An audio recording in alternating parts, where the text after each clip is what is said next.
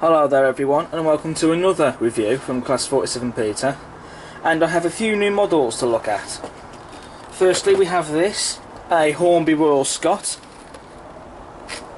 And we also have a Jubilee from Bachmann, which is in LMS Maroon. The Royal Scot is in the BR Brunswick Green livery. Okay, so what should we look at in this video? The Royal Scot or the Jubilee? Well, you know what, given the last review I did was a Hornby model, and since the Royal Scot is made by Hornby, I think in this review we will review the Jubilee, and so we'll have a look at the Royal Scot another time. So this will be today's review.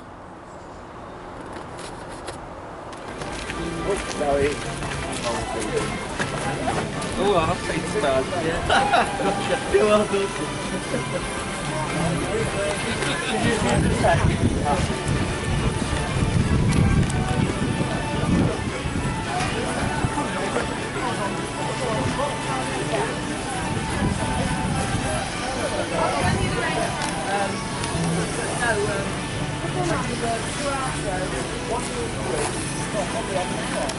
Okay, so like I said, we're here today to look at the Jubilee from Bachmann, which is the newer, recent tooling that Bachmann have brought out for some years now.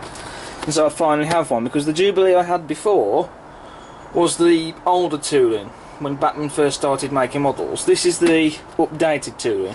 And that Jubilee that I had before this one, I have since sold, because I sold that model to get this one, because I think that Bachmann's newer tooling of the Jubilee is a nicer looking model, in my humble opinion. Now this model and the Royal Scot that you just saw a moment ago have both come from S&J Models, and they have both just been delivered by the courier. And so I thought I'd use this time to get some reviews done, because it is a bit wet outside. Thankfully it's not raining, but there isn't really much to do today, so what perfect way to spend this time and to do some reviews for you all to enjoy. Before we open up though, we'll do a brief history on the locomotive. The Jubilees, they were all designed by William Stanier, who has also designed the Princesses, the Duchesses and the Black Fives and so on. They were built at Crewe, Derby and North British Works. So they've been built at 3 different places, and 191 of these have been built in total. They first started off as Patriots with the Stanier tapered boilers, but they were a disappointment due to the shortage of the steam caused by the moderate degree of superheating. However, the blast pipe and chimney dimensions were later changed, and this helped to improve them. They have been known as the Red Staniers due to the crimson livery, because basically this locomotive is similar to a Black 5. There are, however, some differences between both the locomotives. The Black 5 length is 63 foot, the Jubilee 64 foot, so it is a bit longer. The Black 5 weighs 72.2 tonnes, while the Jubilee is 79.55 tonnes. The fuel capacity of a Black 5 is 9 tonnes, and the Jubilee is 9.0 tonnes, so there is a slight difference there. The Jubilee boiler is the LMS Type 3A, and the Black 5 has the Type 3B, so they're pretty much the same slightly, to be honest. I mean, there isn't really too much difference to the boilers, if I'm honest. Also, the Jubilees have more cylinders than the Black 5. The Black 5 only has 2 cylinders, while the Jubilee actually has 3. And the tractive effort of the Jubilee is 26,610. The Black 5 is 25,455. Also, the first boilers of the Jubilees, they were domeless, but later boilers had the domes.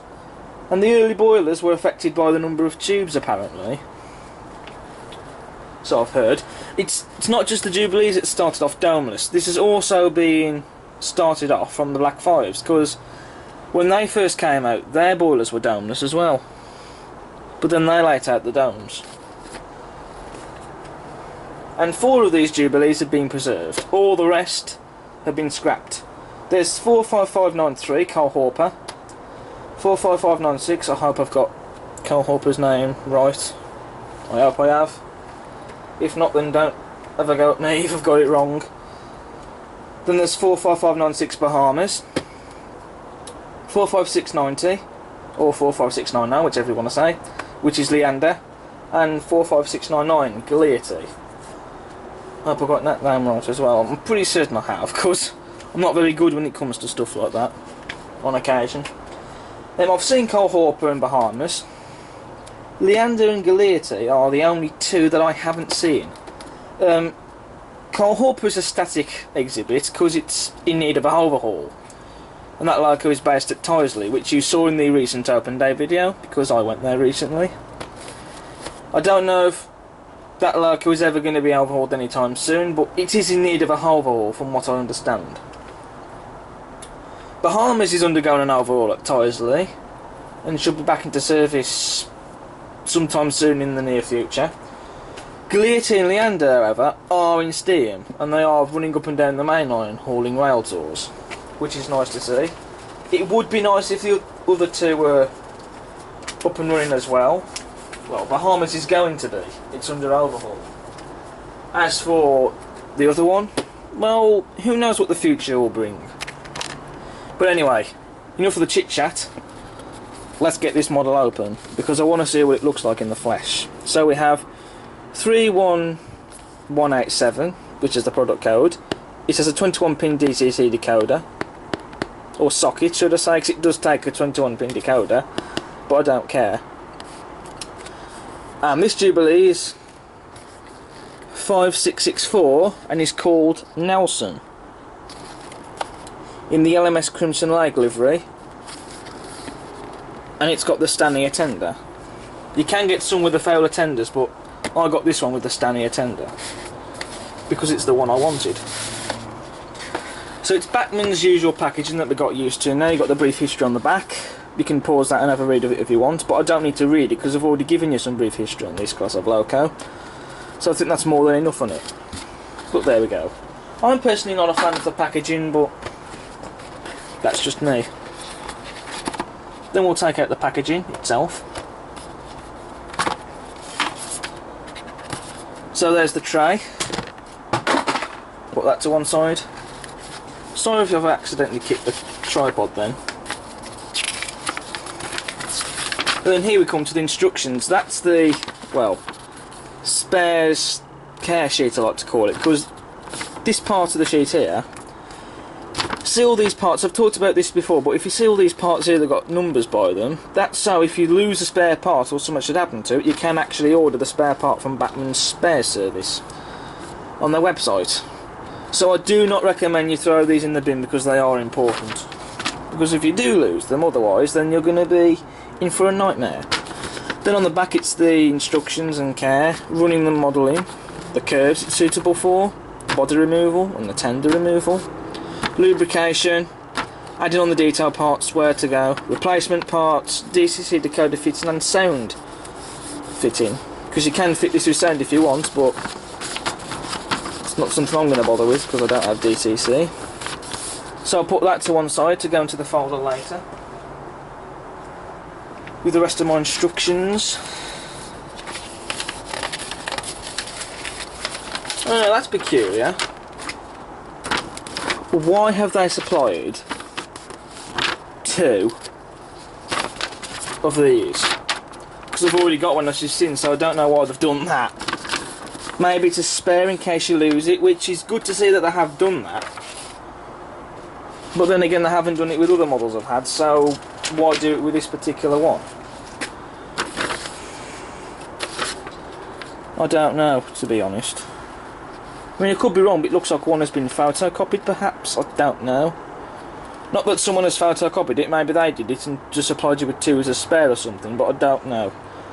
Although that said, they are slightly different, looking at them, but only just. So some things on there that this one doesn't have, such as the decoder fitting and the picture of the decoder up there, and some of the parts around here, aren't there? But then again, why they just didn't print them on the one is beyond me. I don't know. I'll keep both anyway, and they'll both go into the folder, but it is a bit odd that they've done that, I think. It's the first time I've come across that.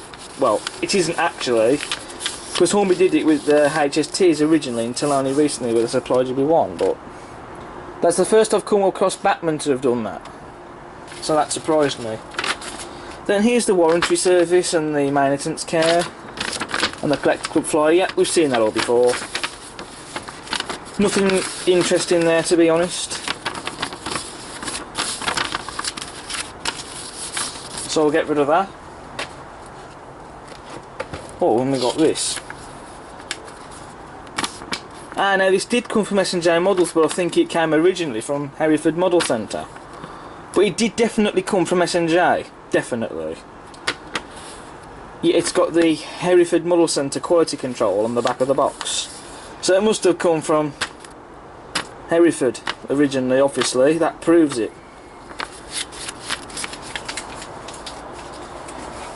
So I'll put that in the bin. Right, so it's just the details now. And of course the locomotive, we can't forget the locomotive.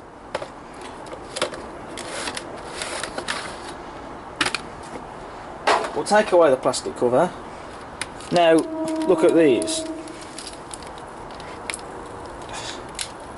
I don't know why they take them on, to be honest. We'll just get rid of that tape. Right, but these are what I want to show you first of all. Etched nameplates. Now, I wasn't expecting this at all. I do wish the camera would focus. There we go. It's focusing. I didn't expect that. I really didn't. I was just expecting the non-etched nameplates to have been with the model. But that is really nice that they have done that. So that's nice to see. And I will put them on later using this glue. I know there's a lot of it stuck on the end there where it all comes out of, so we need to take care of that later. But this is really good for gluing etched nameplates on because it doesn't damage the model. Because I do not really like using super glue, to be honest. But that's another story. But I find that glue to be much better. It's better than the other adhesive you can use, I think, and it's more suitable for this because it holds it on really well. And it's also good for gluing fences and walls on your layout. Definitely. So I recommend you do use that. You don't have to, but that's just something I recommend. So we'll put the nameplates to one side. Then you've got the details. You have the steps for the cab and the... well, the cab steps and the steps that go onto the running board. You do have glazing in there to put into the cab windows. Drain cocks and brake pipes. Then you've also got the cab doors to add on. And the brake rigging. And you've also got that there, which I'm guessing is a spare 10 in the connector. Must be, because I think it's already got one on the model anyway, so that must be a spare. But I'll put those on later. Then we come to looking at the model itself. Now I should warn you, as it's warned by this information here on the side of the box, it says that the locomotive and tender are linked, so you've got to lift them out together at the same time. Because you don't want to damage the model.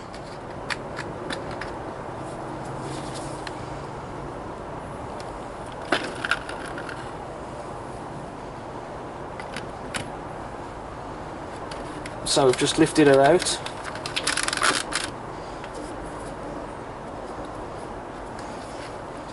Then I've just got this cellophane packaging.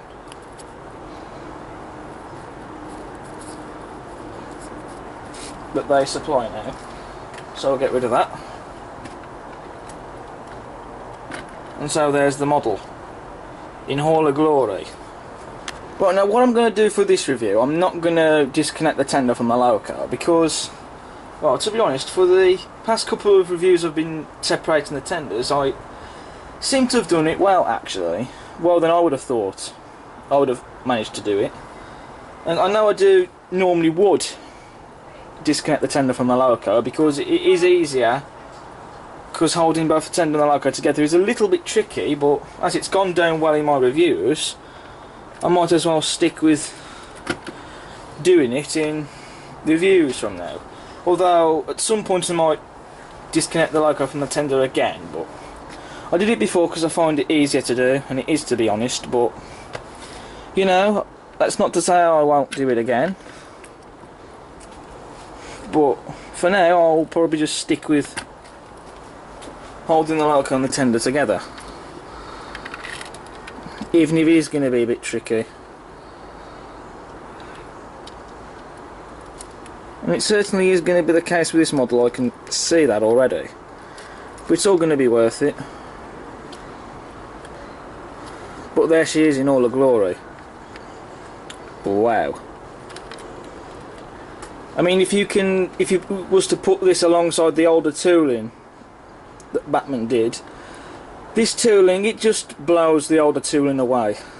It's much more accurate to the real thing, I will give it that. It looks miles better than the older tooling, because the older tooling is just basic and it doesn't really appeal to me that much. It's good for what it was, but it's not as good as this one, I'll be honest. And that is me being really honest. I've noticed there's a few dust particles on the model, so I use a good old makeup brush and I'll just get rid of them. I mean, this is a brand new model, it's not been run before.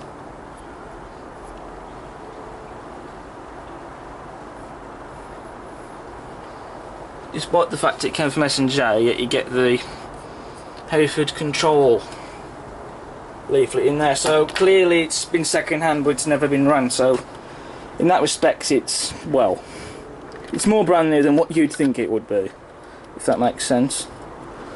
It's second hand but never been run, unless it's not been second hand and it just came from that shop because they might have bought it from there. I don't know to be honest, but I don't care.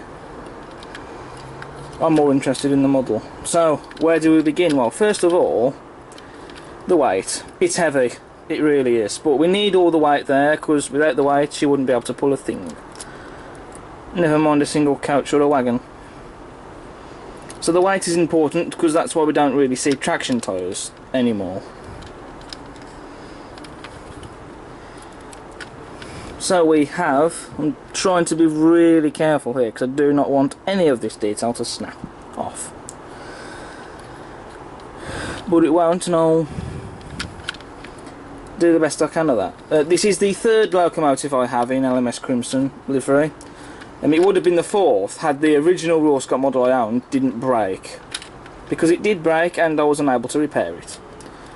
Hence why I got a newer one, but either way.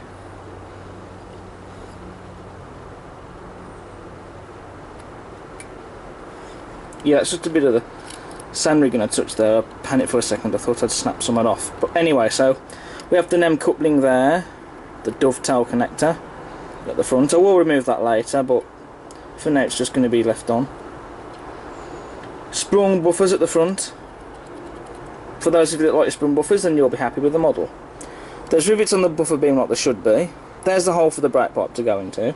And you've got the lining as well on the buffer beam, which looks nice, and it's crisply printed. You've got lamp irons on the ruin board, as well as some rivets, which looks very accurate and stunning as well. There's even rivets on the side of the cab there, just look at them. You've also got the handrails that go down the side of the cab there, which looks nice. The numbering on the side of the cab is crisply printed on, and so is the lining. I mean, the livery, it's spot on. The shade of red is correct, and they've got the lining spot on like the real thing. As I have seen one of the preserved Jubilees in the LMS livery, which is the one at Tyresley, Cole Hawper. And the livery is spot on, I can tell you that. Then you've got a lamp iron on the smoke box, as well as that small handrail, and the smoke box door darts that are separately fitted. Look at that. And you've got the running number crisply printed on the front, 5664. There's even rivets on the boiler bands there, just look at that. Well, in this case it's the smoke box door bands, as I like to call them, but you know what I mean. There's even a few rivets there under the smoke box door, which looks really nice. There's even rivets on the smoke box, as well as a nice chimney, which you could fit a smoke generator unit in there if you wanted, but I'm not going to bother. Then you've got the outer steam pipes there, as you can see. These are the neck holders. Now I used to think these were the neck holders, but actually these are them. So I do apologies for that in past reviews, but we all make mistakes. The cylinders, there's rivets on them, and I love the lining on them. Looks really nice. And just look at the side rods, the link motion and the valve gear. It's all as it is in the pictures, and I can't wait to see all that move. And you've got that nice little detail there, painted gold. You've also got the sanding gear there as well. It is a bit fragile, so do be careful of that. You've also got the separately added handrails down the side there, as well as this piping, which comes down to the side there. You've got the reversing lever too. You've also got the lining on the wheel arches there, and there's the nameplates, Nelson. And I like the lining that's been made on the plinth there as well for the nameplate to sit on. Then you've got the two domes there, which looks nice. The whistle and the safety valves. Glazing in the cab windows where we should be, except for these two, though there will be glazing put in there later on. Guaranteed that. There's rivets on the cab roof and a roof vent that... Does that open and close? I think it does. I think so.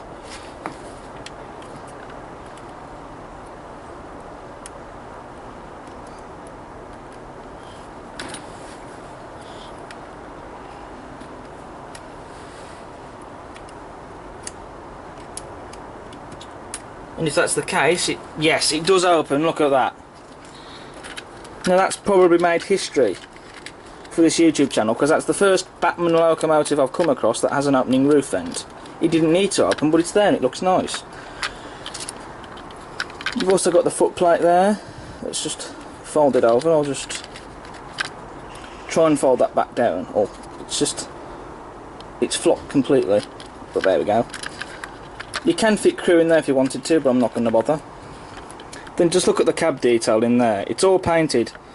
The dials, the gauges, the lever, the regulator, and the handles. It's all painted. And it looks stunning. But that's what we expect now. Painted cab interior. There's the tender connection. Be careful with that. Just thought I'd quickly point it out. Then there's the tender buffer beam with the rivets on and tender buffers. They're not sprung, but they don't need to be. But you know, we have got the buffers on the loco and tender anyway that are sprung, so we'll just be grateful of that. You've got the storage cabinets in the tender and the levers for the water to be transferred from the boiler to the, well, sorry, from the tender to the boiler. There's even some coal in the chute there. And you've even got a few rivets there on the storage cabinets, which looks really nice. You've got the steps on the tender already added.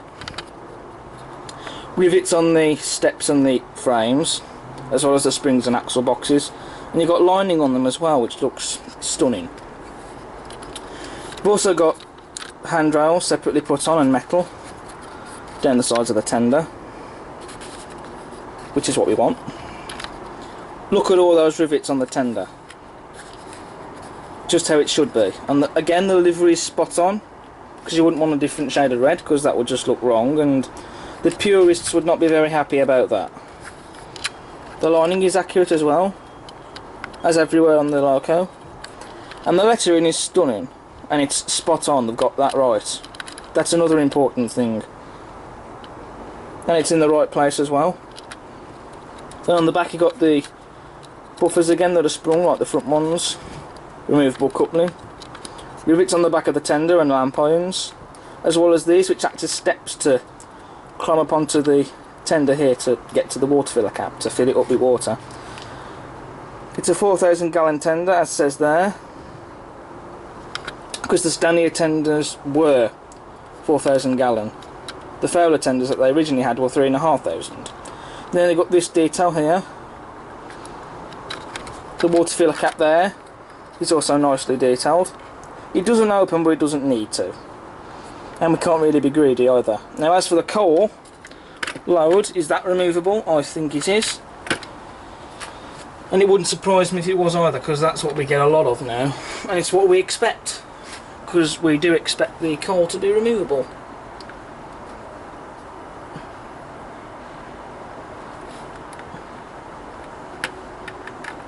Yeah, it's removable. That confirms it. So we'll get some real stuff put in the tender later.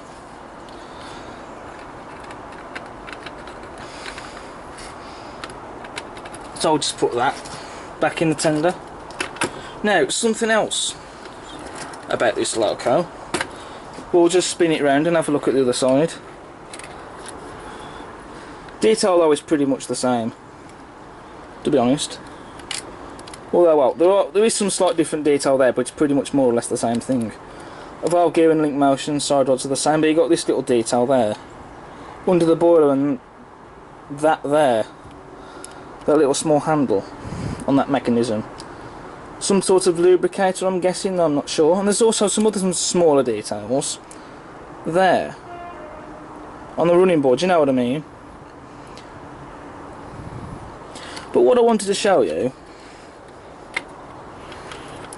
is the smoke box door, because I think it opens. Sorry about that then, I got interrupted off camera. Can't do much about that. So anyway, smoke box door. I've heard it opens, the question is, does it? That's the £1 billion question. I'm hoping it does.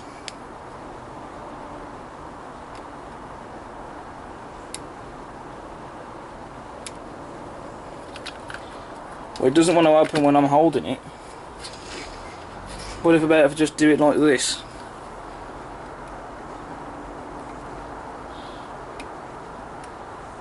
I mean, I have seen in some reviews where the smoke box door opens, so I would have thought that this one does.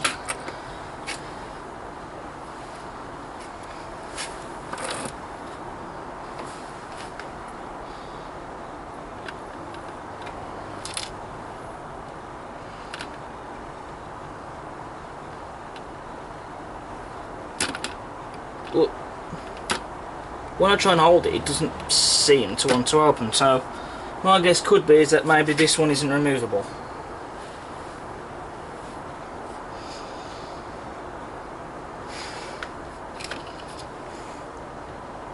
Which is going to be a bit odd if it doesn't, because if it opens for the others, then why doesn't it for this one?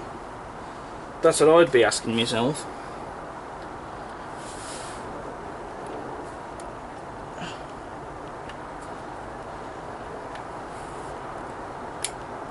Oh yes, it does open. Look at that.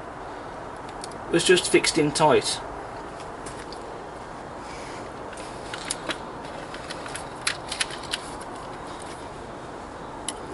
So there we are, just to show you again. Close it back up.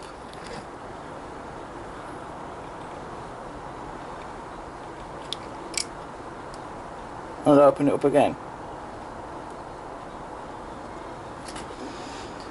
Now there's no tubing in there, which is a slight disappointment, but at least it opens, I'll give it that. So that will look nice on shed, because you can have it to the crew or taking out the ashes of it and doing all sorts of work to the locomotive at the end of a hard day's work. And that is the 4th locomotive I've got in my collection now where the smoke box door opens, so that's a bit of an added bonus there. And also, before I forget, some small handrails there on the running board. Look at that, just next to the lamp irons. And there's even some rivets on the frames there of the model. Just zoom out of the camera mode there. So we can get a better shot. So overall, it's a stunning model, I'll give you that. It is a shame that there's no tubes in the smoke box there, but we'll let that go. That can be missed, because everything else makes up for that in terms of the detail, in my opinion. And this could be another high scorer, because that has been happening a lot lately, because I'm now starting to bump into all these stunning models a lot now.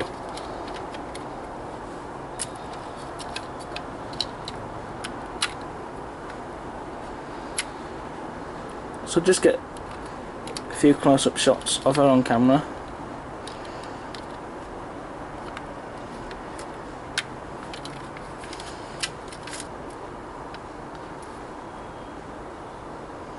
But yeah, she's a stunner. So what we'll do now is we'll put her on the track and see how she runs. Okay, so we're now here to put the Jubilee onto the rails.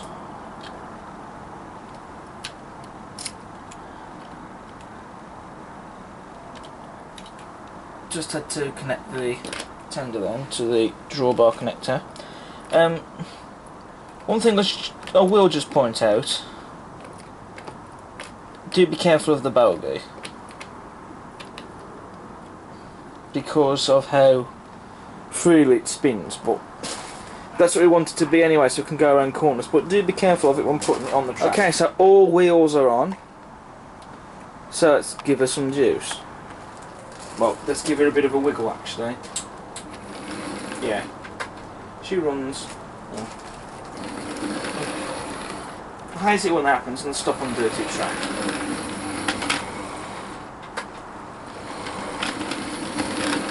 But that is really smooth, considering it's probably the first time it's ran.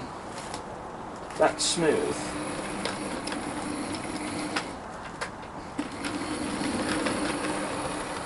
Let's see how slow she can go without the dirty track stopping it.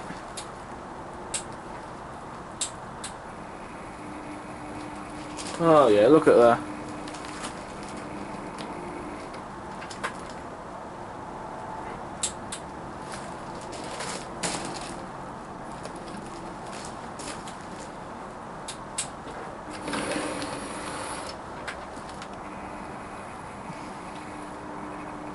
Yeah, that is actually quite impressive. She did stop and dirty track then, and she has just again now. So it means I will have to give the track a good clean when I can get round to it.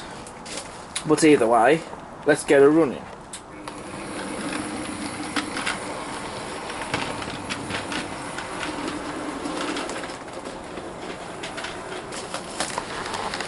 Right, well I should point out that off camera I just had to go around and scrub the rails clean with the track cleaning rubber. But that just goes to show folks that cleaning your track is important. Let's just zoom in on that link motion and valve gear moving. Yeah, look at that. I always like seeing that. So there she goes. Under the bridge and over the crossing of the tunnel to pop out the other end. That building is going to be there permanently, but it's temporary on there for the moment because it's yet to be glued on, because scatter needs to be put on there. So the Jubilee's appeared at the other end of the tunnel, passing the mineral wagons, past the level crossing and the rake of people. Sorry, rake. The crowds of people waiting to catch the next train and see Nelson go by. Excuse all these wagons, they're not going to be here permanently, they are going to be put away after, hopefully in time before the next review, because recently I have changed the storage cupboards. Remember well, you might not have necessarily known, but you may have noticed in some videos perhaps, I don't know, on Twitter, some photos certainly, there was a red cabinet here, a red metal cabinet. That's gone now, so you've got these cupboards here. Also that storage unit there that was here, that had 3 shelves, that's gone, we've got that cupboard there now. And also there was a small cupboard over here that had various little bits and bobs in it, but that's gone. So I might get something to fill that gap in there. But that cupboard is still the same. And so the other things really. So I'm hoping to get these wagons here put into this store here.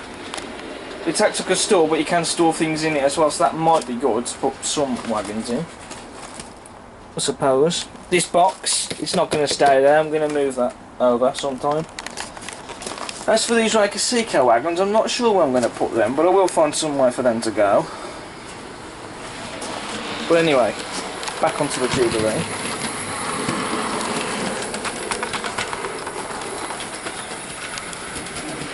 So I think what we'll do now is do the usual thing and get some close-ups of her. And I will couple her up to a train in this video. But don't worry, it's not going to be the CK wagons. I'll couple her up to some maroon coaches.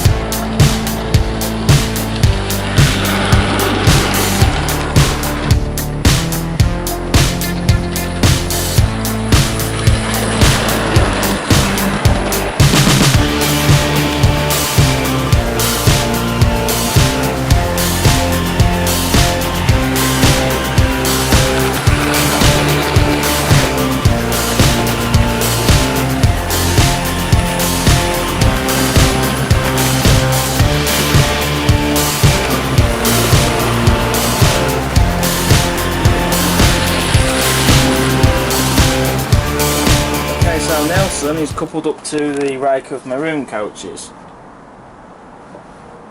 There's 6 there in total, and isn't that a nice rake? Certainly looks prototypical for this locomotive in this livery, but anyway, let's get her going. I'm sure she can pull them. Yes, she can. Well, she would be able to anyway because of the weight. But for the amount of weight she has, she should easily pull them. Yes, she can. Look at that.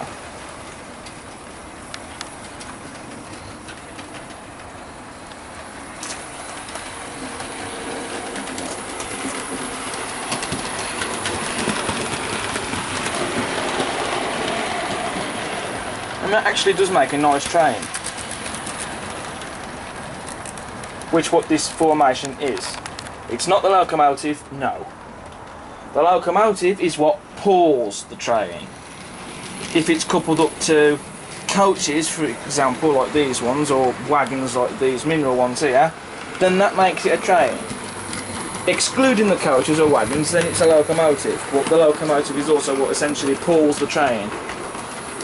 Just thought I'd point that out because people do call locomotives trains, and so I thought I'd clear that up because it seems that there's a bit of a misunderstanding there.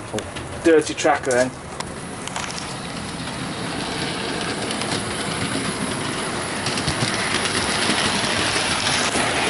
I'll make her go a bit faster. And she might not have any problems then.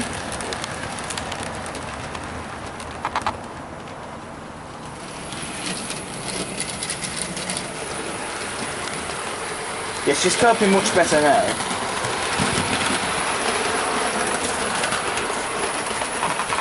Well, she was coping well anyway, it's just the dodgy areas of dirty track. Yeah, it was around that bit last time.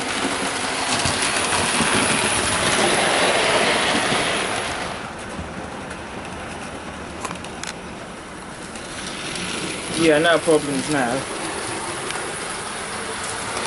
But they're not, to be fair, off camera, just I did also go around and scrub the rails again, just to ensure that it doesn't stick on dirty track again.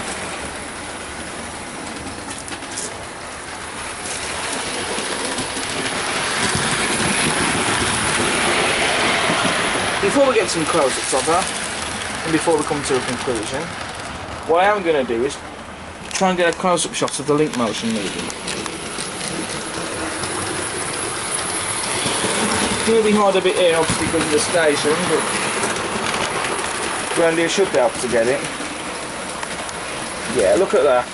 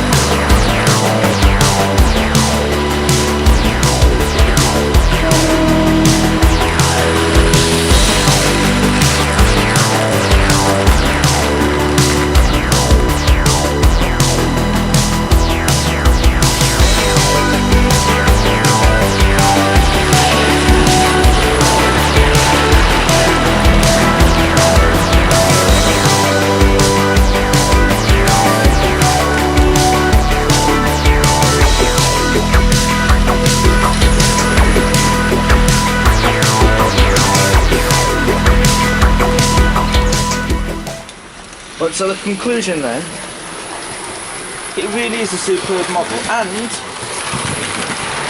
it's a rather handsome looking locomotive. That has to be said. She'll fit in well with any layout, and I think every layout should have one.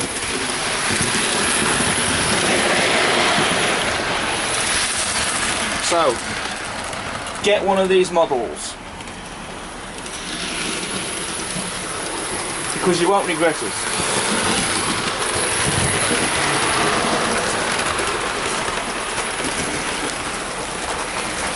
You've seen the stunning detail and running performance, but just make sure your track's clean, as is with every locomotive.